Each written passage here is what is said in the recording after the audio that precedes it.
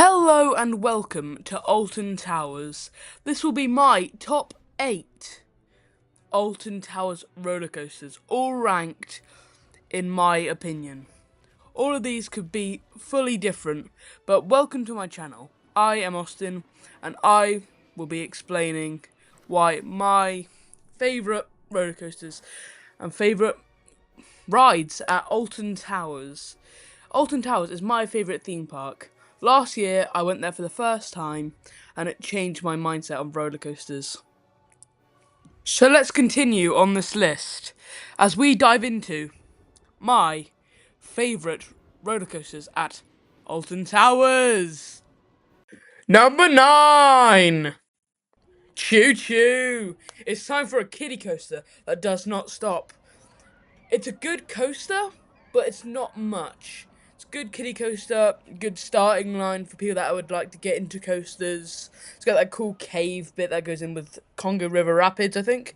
And I think it's pretty good for a children's coaster. It's a powered coaster, it's by Mack Rides, and there's not much to say about it. It's pretty good, pretty average, and that's why I've given it a 9. It's not more than the thrill rides in Alton Towers, but the way that it's sculpted around the area really gives it a leg up to all the other rides.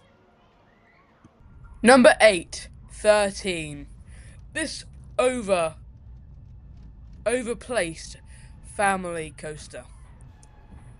It's got some pretty nice times, it's got some pretty nice hills and stuff like that. The first drop, if you're at the back, is amazing. The drop track, spoiler warning, is really cool. It's quite a good element for Dark Forest. Got it in my head then.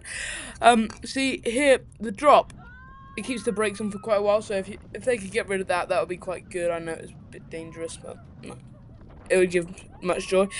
And that's really it for me. It's not much. I don't understand why it's got high queue times, but I like how it's all like in between the trees, and it's got good theming, and the new scare maze for it was put some really perspective of it. Here is the part where the drop track drops to the floor. It has at the start when I first read it, I had the stomach drop feeling, but not anymore. See here, and that's really it. Well, that ride was a bit timid. At least it's time now to get off. Apparently, little jolt there. Okay, let's get up. Ah! Oh! Oh! Ah! Number 7, Spinball Whizzer. Spinball Whizzer is a cool family ride, along with Runaway Mine Train and 13 are a good starter coaster for all the younglings out there. It has one of the lowest height requirements of any roller coaster in the theme park, and if you get a good spin on it, can actually be pretty thrilling. Now, on the first top, on where it goes vertical, you could get a little bit of pain, like what happened when the first time I read it. I used to like the old design of Sonic Spinball, with a good design of Sonic, and you can still see Eggman on one of the pillars. I really like the main. It's good for the whole. If you have friends, it's really funny, and if you have family, it's pretty good. So, all I'd like to say is, if you're there, give it a go. It's always a bit of fun. Number 6, Galactica. We're in the high ones now. Galactica is one of my favourite rides here. We had to put it lower because it's not one of the most intense here and not one of the most fun, but it's quite good. Except if you're sat behind someone that has their feet out. I have been multiple times where someone has had their feet out right in front of my face. It's not enjoyable. And, Merlin, I would like you to re-theme Galactica. It was good. It's not the best now. Overall, I think it's pretty good, and I really like how you get to fly down and how it's a starter to all inversions. But it's always something. It could be more intense. But for a family coaster, I would say as a family coaster, is really good. I'd like to say it's really good. something to Forbidden Valley that's not for the adults, something for the kids as well, but could look pretty intimidating. Now, I'd like to show you my coaster photo with someone's feet in front of me. Welcome to number 5, Oblivion. Oblivion is quite a good coaster. It's kind of a one-hit wonder though. You got the chain lift hill, go across, go straight down, not beyond vertical degrees. Then you go into that massive pit full of smoke.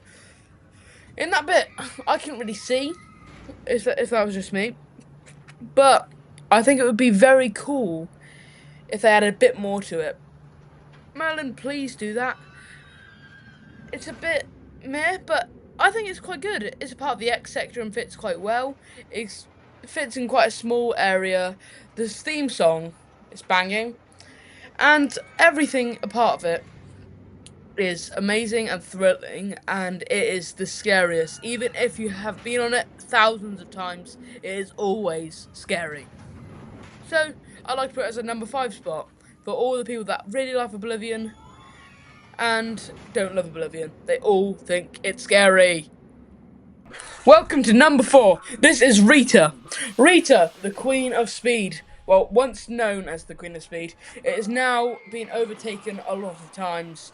In the UK, this is one of my favourite roller coasters. I like the punch of the launch, and the photos are just hilarious.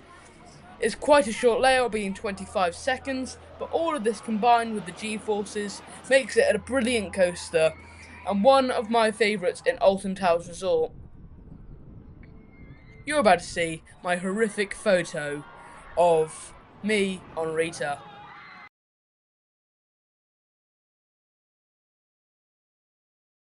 It is now time for one of my favourite roller coasters in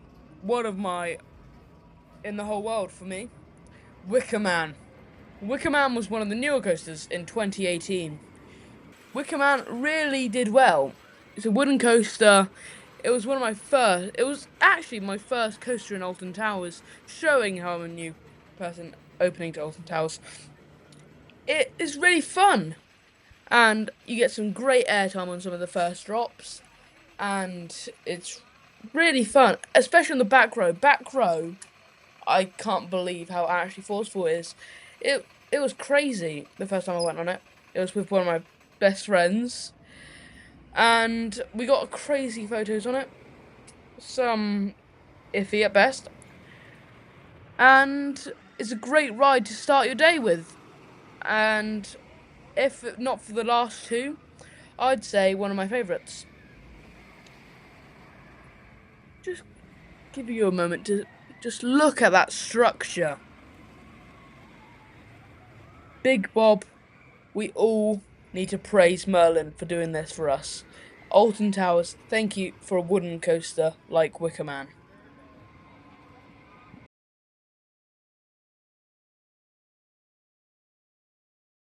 We're up to number 2 now. We've got Nemesis Reborn. It is a fearsome creature, twisting, inverting coaster with 716 meters of track. It reaches up to 81 kilometers an hour and is quite a new coaster. I'd say the theming is very well done and it is highly overrated. You can kill me in the comments if you want, but it's wrong. It is wrong. Your opinion's wrong. The original opened in 1994 and is quite well done. It gives a good inverted coaster and adds something to Forbidden Valley. Makes all the twists and turns underground and everything look so cool. With the Nemesis Reborn opening in March 2024, marking its 30th anniversary, the track looks amazing with the cool veins and the black and red. I really suit that. But the real question, do you go into the Nemesis bussy? The theme, the phalanx, and the protests are really cool, I think, because it gives a kind of thing that, including the queue, that gives, I don't know how to say it, a good look. It's got two sides of it, the protesters and the phalanx controlling it as a weapon of mass destruction. It goes up to 1,400 riders per hour, reaching height of 13 meters. Quite a low coaster for, of course, being under the tree line. The album just hits. Even if you're just there, listening to the music is crazy. The people screaming really gives the aesthetic of the creature dragging, and I just think it's a really cool, fun, intense coaster. And number one slot has to be the Smiler, founded in X Sector.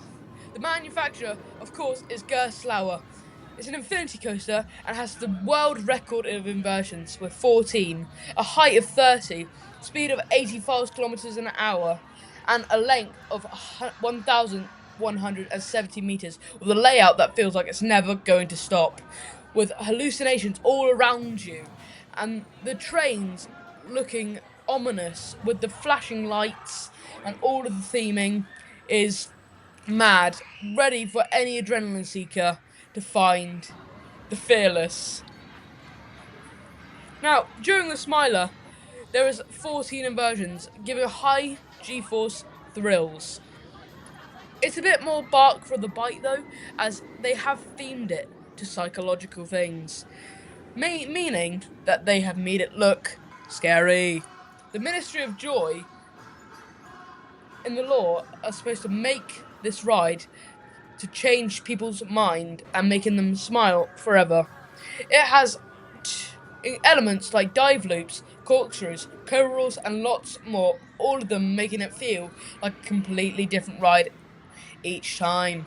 The two last corkscrews are very rough though. I'd like to say that. The ride is pretty rough at sometimes. And one of my best theming pieces, of course, is the Marmalizer.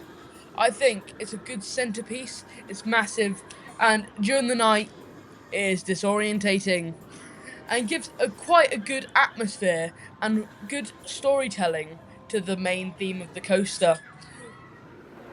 So, this is why the Smiler, in my opinion, is the number one coaster in the whole of Alton Towers. This could be always determined by your opinion, but in my opinion, Smiler takes over the whole park.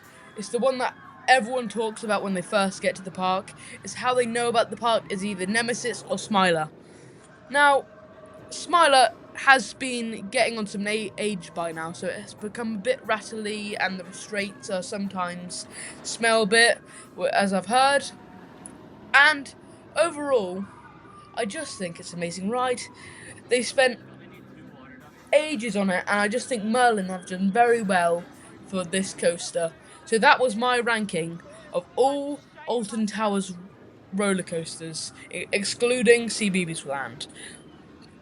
Now, I have some notes from my friends here.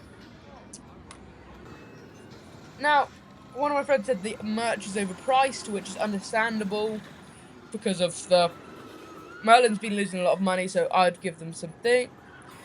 He also said the theming's really good, longer lines, which is in the peak times, and that the disabled people should not have their own line, and everyone should be able to wait in line by themselves. If they can, they should, and if they can't, don't go to Alton Towers. So thank you for watching my video, and thank you for overall. And please mention Alex Goes Loopy. He is a very good content creator, used to be Tactical Peep, Rec Room creator. He is very good at his thing, and he goes on to all of these Thought Park videos, and they're really cool. Go watch his channel, and bye! One more mention from Alex Goes Loopy. He says Smiler is overrated and they should get rid of it. Boo him in his comments.